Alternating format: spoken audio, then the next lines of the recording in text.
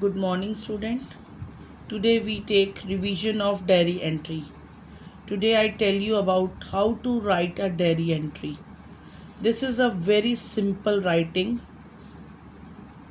Diary entry is an informal piece of writing. Means informal piece of writing का मतलब है कि जिस तरह आप इनफॉर्मल लेटर्स लिखते हैं. इनफॉर्मल लेटर्स कौन से होते हैं? दो तरह के लेटर्स होते हैं, फॉर्मल एंड इनफॉर्मल. इनफॉर्मल जो आप अपने फ्रेंड्स, नियर डियर रिलेटिव्स को लिखते हैं उसे बोलते हैं इनफॉर्मल. तो डायरी एंट्री भी इनफॉर्मल वे में लिखी जाती है. No rules of writing a diary entry. कहते हैं कि डायरी एंट्री को लिखने के लिए कोई भी अभी तक कोई रूल्स नहीं बने हैं. क्यों नहीं बने हैं? It is a private and personal record of one's innermost feelings. ये इसलिए अभी तक कोई रूल नहीं बने हैं कि ये जो डायरी एंट्री है एक किसी भी एक पर्सन की अपने अंदर की जो फीलिंग होती है, जो इनर मोस्ट फीलिंग होती है, उसको रिकॉर्ड करता है. कैसे रिकॉर्ड करता है? एक जगह पेन करके, मतलब डायरी में लिख के, कॉपी में लिख के. तो इसलिए इसका कोई रूल नहीं है. वो किसी भी फीलिंग को अपनी फीलिंग को किसी तरह भी एक्सप्रेस कर सकता है. There is a use of only creativity and imagination. Diary entry creativity और इमेजिनेशन के साथ ही लिखी जाती है. First of all we see the format. जब भी हम डायरी एंट्री लिखेंगे सबसे पहले हम डे, जैसे कि कल मंडे है तो मंडे डेट, उसके नीचे लिखेंगे 7 सितंबर 2020 and time of the diary entry. Time, क्योंकि हम कह सकते हैं कि टाइम अगर आप मॉर्निंग का ही लिख रहे हैं तो हमको जो भी इवेंट हमारा पास्ट हो चुका है, जो भी कोई घटना घट चुकी है, हम उससे अपनी फीलिंग्स लिखने जा रहे हैं. तो मोस्टली हम तब लिखते हैं जब डे पूरा स्पेंड कर लेते हैं, तब शाम को खुश होकर हम अपनी फीलिंग्स को लिखते हैं. तो मोस्टली शाम का इवनिंग टाइम लिखते हैं, पर आप लोग एग्जामिनेशन टाइम पे जो भी टाइम लिखेंगे चलेगा. सबसे पहले हेडिंग. हेडिंग जो है, ये सब लिखने के बाद आपको हेडिंग लिखनी है. हेडिंग जो है वो सब्जेक्ट से, मतलब कि जो भी हम इवेंट लिखने जा रहे हैं जिसके बारे में भी, उससे रिलेवेंट होना चाहिए, मिलती जुलती हेडिंग होनी चाहिए.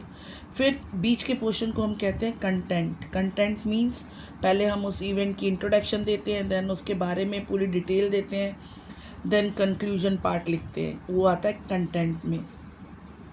एट लास्ट हम सिग्नेचर्स करते हैं. ये भी एक इम्पॉर्टेंट पार्ट है डायरी एंट्री का, कि डायरी एंट्री लिखी किसने है, लास्ट में वो सिग्नेचर्स होते हैं. अब हम देखेंगे कि व्हाट इज़ द फॉर्मेट, कैसे लिखते हैं. पहले ये चीज़ ध्यान में रखना ज़रूरी है कि always right the diary entry in box. Diary entry को हमेशा बॉक्स में लिखा जाता है. आपको एक बॉक्स बनाना है, जैसे नोटिस राइटिंग लिखते हैं, और फिर उसमें लिखना है. आपके बॉक्स के लेफ़्ट साइड पे पहले डे लिखिए, मंडे, डेट, मंडे ट्यूसडे, जिस दिन भी जो आप लिख रहे हैं, डेट. और डेट लिखने का तरीका भी मैं भी एक एग्जांपल में दूंगी आपको. और फिर इस तरफ टाइम अगर आप इस तरफ भी लिख देंगे तो गलत नहीं होगा. राइट साइड पे आप टाइम लिख रहे हैं तब भी राइट है, AM PM ज़रूर लिखें. और इस तरफ भी अगर आप लिख देंगे नीचे टाइम तो भी करेक्ट रहेगा. उसके बाद आता है हेडिंग. मैंने पहले ही बोला कि हेडिंग जो है रिलेटेड टू द इवेंट. कोई भी इवेंट आप लिखेंगे तो आप उसके अकॉर्डिंग ही लिखेंगे. नेक्स्ट है, हम लिखते हैं, जैसे लेटर स्टार्ट करते हैं, dear friend, dear father, dear mother, dear sister, brother लिखते हैं, ऐसे ही आपने डियर डायरी लिखना है. डियर डायरी क्यों लिखना है आपने? क्योंकि डायरी को हम एक आर्टिफिशियल पर्सन ले रहे हैं, और आर्टिफिशियल पर्सन को हम एक इमेजिनरी ले रहे हैं कि वो't हमारे सामने बैठा है और हम उससे अपनी फीलिंग्स को शेयर कर रहे हैं. तो डियर डायरी लिखना है आपको. Next is content.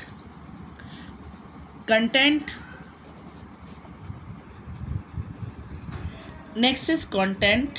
कंटेंट में फर्स्ट फ्यू लाइंस जो होती हैं, फर्स्ट 2 या 3 लाइंस जो होती हैं, वो इंट्रोडक्शन की होती है. Introduction about the event. जैसे सपोज़ कि आप बर्थडे के बारे में लिख रहे हैं, how to celebrate your birthday, तो आप स्टार्टिंग में लिखेंगे I am very happy today is my birthday. तो आप 2-3 लाइनें जो हैं वो बर्थडे, अपनी डेट और क्या होने वाला है, कैसे हुआ, इसके बारे में इंट्रोडक्शन लिखेंगे. नेक्स्ट जो है, ये कंटेंट के बारे में बता रही हूँ मैं. सेकंड सेट ऑफ लाइंस में आप दो लाइनें अगर तुमने इंट्रोडक्शन में लिखी, उसके बाद जो है detail about it and your feelings about the event and reactions. पूरे इवेंट की डिटेल, मैंने अभी एग्जांपल लिया कि आप बर्थडे सेलिब्रेट कर रहे हैं तो कैसे सेलिब्रेट किया, किसको बुलाया, क्या किया, कौन आया, उनको देख के आप कैसे रिएक्ट करें, ये सब आपकी फीलिंग्स और आपके रिएक्शंस आपकी उन लाइन्स में आएगा। और लास्ट की 2 लाइन्स में कंक्लूजन कि आज लास्ट का दिन बहुत अच्छा था। और सबसे इम्पॉर्टेंट बात, जब भी कोई दिन हमारा अच्छा होता है या बुरा होता है, हम भगवान को ज़रूर याद करते हैं। अच्छा है तो हम थैंक्स पे करते हैं, और अगर कोई सैड का दिन है, कोई सैड हमने इवेंट ले लिया, तो उसके लिए भी भगवान को थैंक्स पे करते हैं कि भगवान आज का दिन तो आपने बहुत आराम से निकाल दिया, कल का भी अच्छे से निकले। नेक्स्ट जो इम्पोर्टेंट बताया मैंने आपको, सिग्नेचर्स। लास्ट में सिग्नेचर्स का लिखना स्टूडेंट्स बहुत ज़रूरी है। इसी से मालूम पड़ता है कि लिखने वाला कौन है। ये था कि डियर डायरी, आप लिख तो डायरी को रहे हैं, लेकिन किसने लिखा है ये सिग्नेचर्स से मालूम पड़ता है। अगर आप इस तरह के फॉर्मेट पे आप डायरी एंट्री लिखते हैं, diary entry near about 120 to 150 words में लिखी जाती है। अगर आप लिखते हैं तो आपको मार्क्स स्कोर बहुत अच्छे कर सकते हैं आप। अब एक एग्जांपल लीजिए, सैम्पल लेते हैं हम कि you participated in a quiz contest held in your school. हमारा क्या इवेंट है, क्विज कंटेस्ट हुआ, क्विज कंपटीशन हुआ, कहाँ पर, स्कूल में। You perform well in the contest, you और along with your classmate celebrated it with the enthusiasm, write a diary entry, express your feeling. अब आपको डायरी एंट्री लिखनी है कि आप बहुत खुश हैं, अपनी फ्रेंड के साथ सेलिब्रेट कर रहे हैं। कैसे लिखेंगे ये देखो। नाउ देखो कि मैंने अब जैसे अब मंडे है, अब बॉक्स में देखो कि मैंने सब ये रेड पेन से जो लिखा है वो मैंने अभी जो फॉर्मेट समझाया आपको। और जो है उसके बाद हमने पहले लिखना है डे आज मंडे है, डेट 7 सितंबर 2020। स्टूडेंट्स, कई स्टूडेंट ऐसे लिखते हैं कि 7/9/2020, ये इस तरह से डेट लिखना गलत है। आप लोगों ने डेट लिखनी है, इसको भी फुल फॉर्म में भी लिख सकते हैं, शॉर्ट में लिख सकते हैं, पर ऐसे लिखना है 7 सितंबर 2020 या सितंबर 7 2020, जैसे मर्जी सब सही होगा, लेकिन ये तरीका गलत है। नेक्स्ट टाइम, आप टाइम लिखिए, मैंने 8:30 PM लिखा है टाइम। इन सब चीज़ों के आपके मार्क्स हैं। अब आ जाओ हेडिंग। मैंने हेडिंग डाली है कि हमने क्या किया है, हमने क्विज़ कॉन्टेस्ट जीता है, उसमें हमारे को क्या हुआ है कि बहुत मेहनत करनी पड़ी, तो मैंने हेडिंग डाली हार्ड वर्क पेज ऑफ। मेहनत हमेशा फल लाती है, रंग लाती है। देखो क्या लिखा, डियर डायरी, अपनी फीलिंग्स को लिख रही हूँ मैं। Dear diary, the quiz contest is over today. मैं बता रही हूँ कि क्विज कंटेस्ट जो था, जो कई दिनों से पीछे चल रहा था, आज ख़त्म हो गया। I had been preparing for it, क्योंकि आज की बात हुई तो मैंने इस लाइन को प्रेजेंट टेंस में लिखा। मैं पहले ही बता चुकी हूँ कि कोई फिक्स फॉर्मूला नहीं है इसको लिखने का।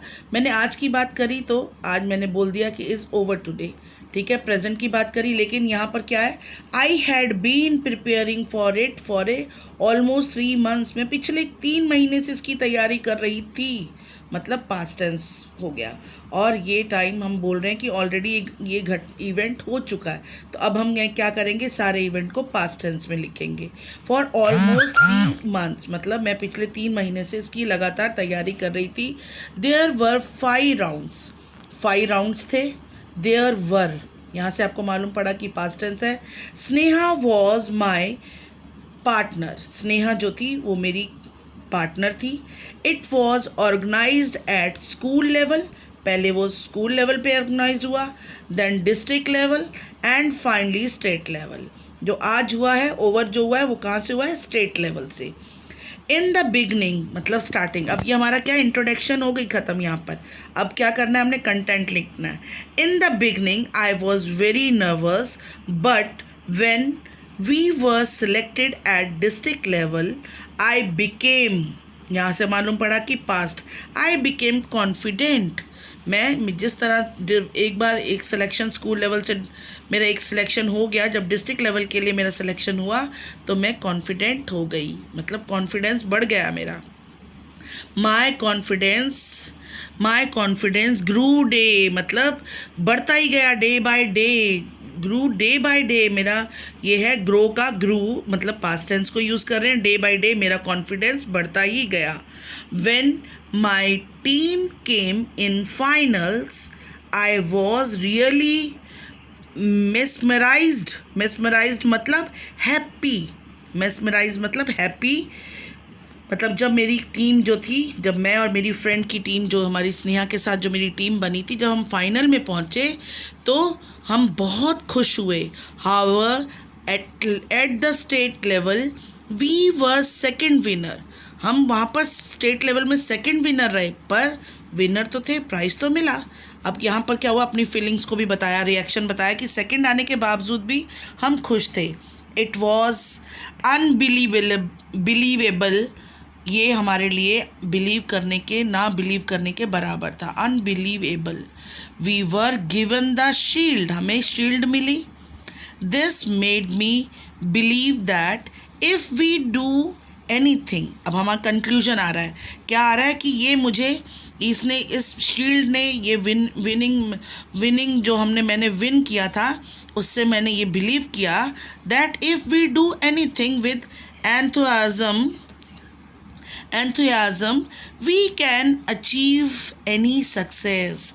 अब क्या है कि उसने कहा कि अगर हम, कंक्लूजन क्या है कि अगर हम कुछ भी कुछ भी अगर हम मेहनत से करते हैं तो हम ज़रूर क्या होते हैं, हमें सफलता मिलती है। नेक्स्ट जो है, मैं भूल गई हूँ, आई थैंक्स टू गॉड, इसमें ऐड कर लो। नाउ लिखने वाला कौन, निशा। निशा के सिग्नेचर्स हो सकते हैं, नेम हो सकता है, कुछ भी, बट लिखने वाले का नाम आता है। होप स्टूडेंट्स कि आपको समझ आ गया होगा। मैंने बहुत ही सिंपल लैंग्वेज को यूज़ किया है, सिंपल फॉर्मेट आपको बता दिया है, इसी तरह से आपने एग्ज़ाम में करना है।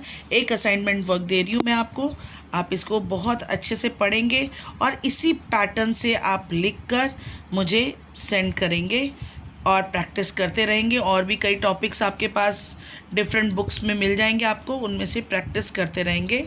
जितनी कोशिश हो सकेगी मैं कराऊंगी, बट मुझे नहीं लगता कि 1 वीक में मैं उतनी प्रैक्टिस आपको करवा पाऊंगी, तो आप कोशिश करते रहना।